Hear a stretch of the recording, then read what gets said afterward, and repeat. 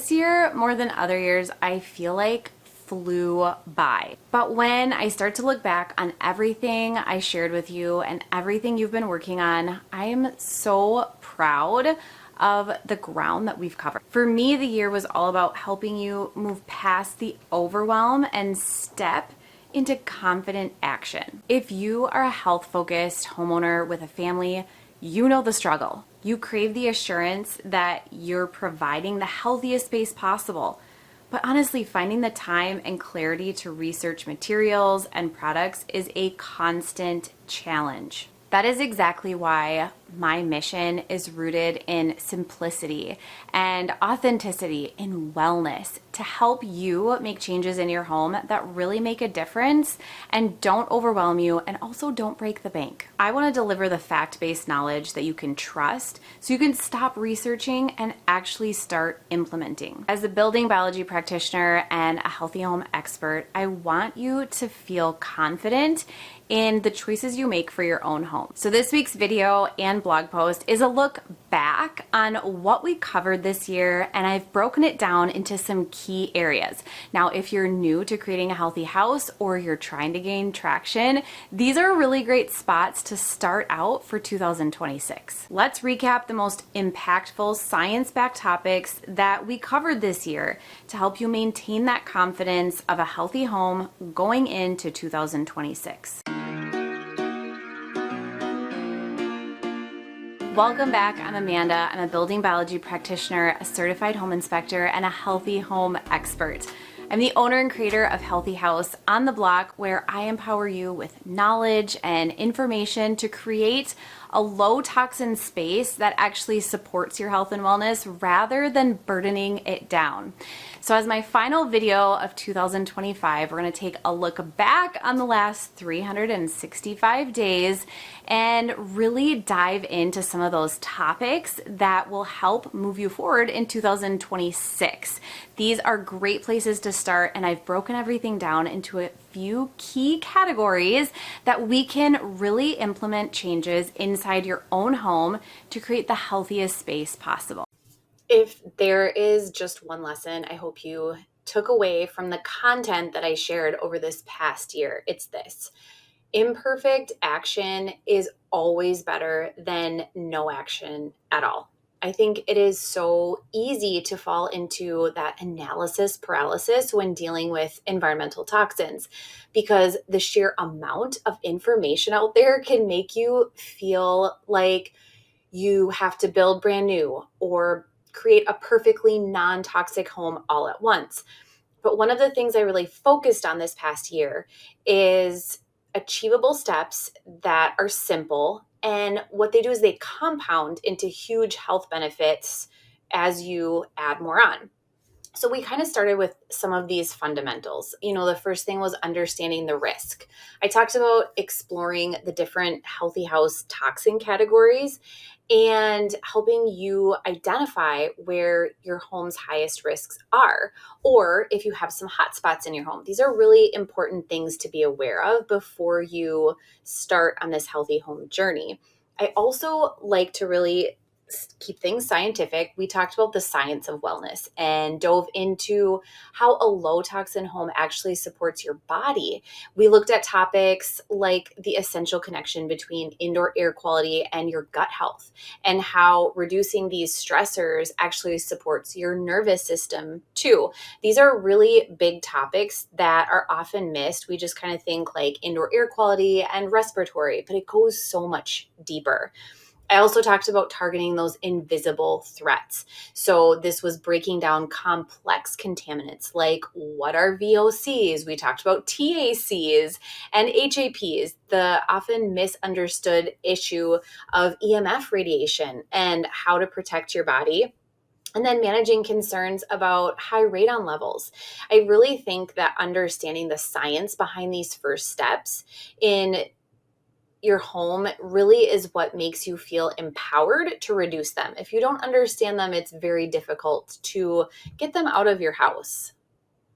This year, we also walked through nearly every room in your house, focusing on the swaps and the upgrades that offer the greatest return on your health investment. Remember, your goal is to create a home that supports your health and not one that burdens it down. Now, I spent a lot of time on the kitchen because it is a primary route of exposure. So, we talked about daily use items and materials, and I really like to give clarity on smart, non toxic alternatives. We talked about cutting boards, tea kettles. I even went so far as to talk about bigger projects like selecting a non toxic kitchen sink and some healthy kitchen update ideas that will really help you in a remodel process. And then towards the end of the year, we talked about healthy bulk pantry staples and storage and how to store your food in very low toxin ways. We talked about, um, non-toxic table settings and food storage, lunch boxes. I really think how we store our food and what we're eating off of is such an important topic because, again, it's just an additional route of exposure for these toxins. Are you a little unsure about where you even should be starting with the healthy house? Like, what are the first steps? After 10 plus years of hands-on experience, I know what those first steps are, and I know the steps to take that won't have you spending lots of money in the beginning, but will get you excited for all of the changes and all the potential that your house has. The truth is, creating a healthy house doesn't have to be really expensive. It doesn't have to be really complicated.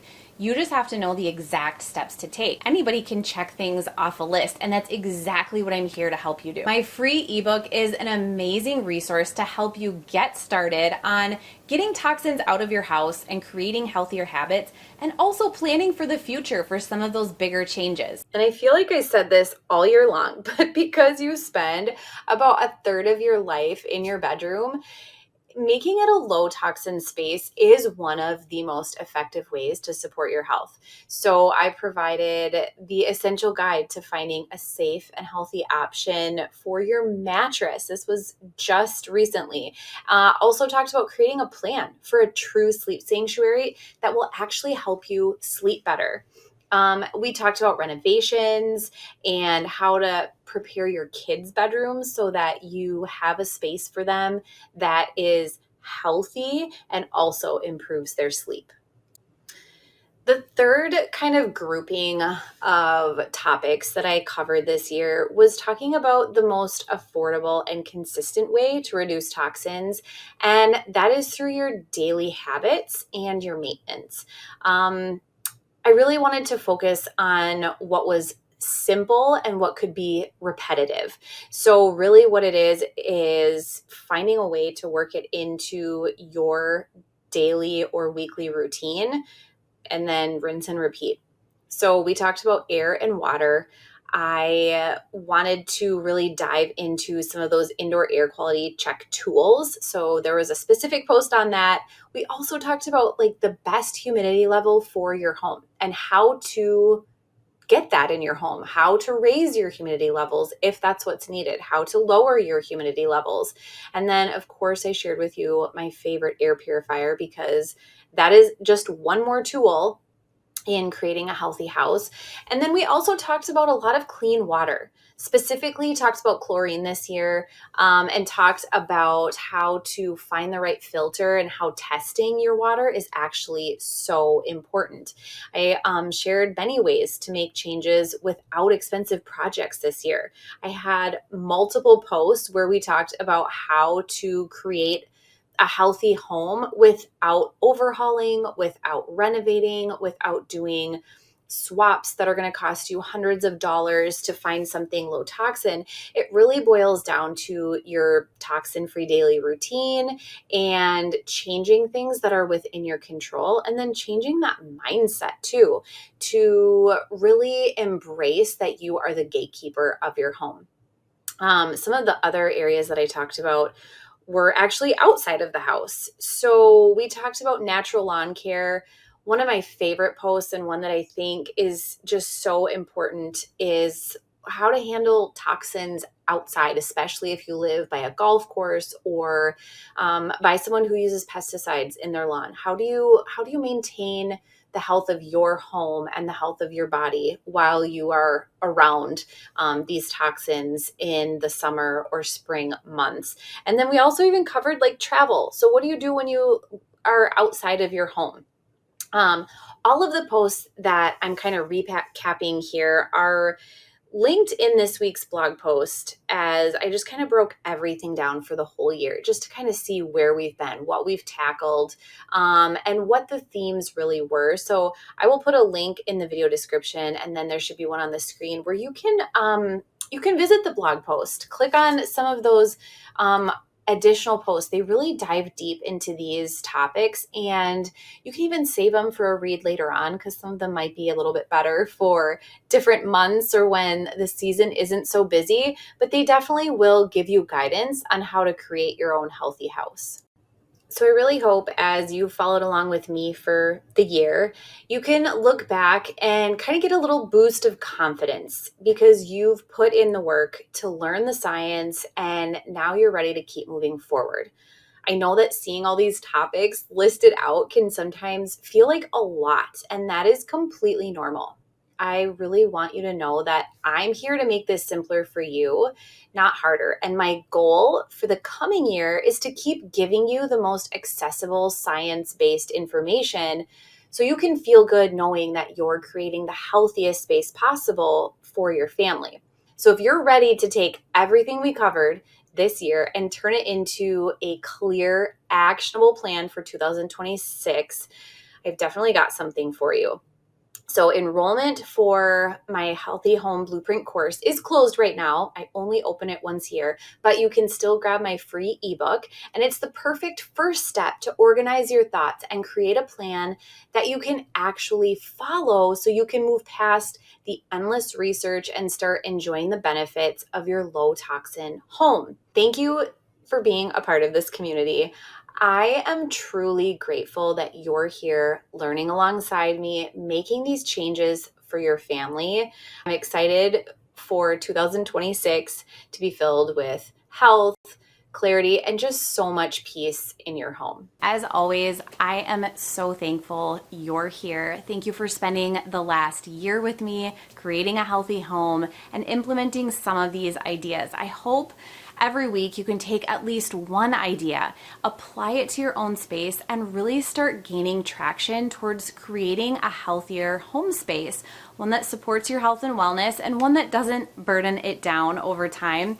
If you found this video helpful, definitely give it a like, and I would be overjoyed to have you subscribe to my channel because I'm here every single week with new tips and new ideas on creating a space that truly supports your health and your wellness.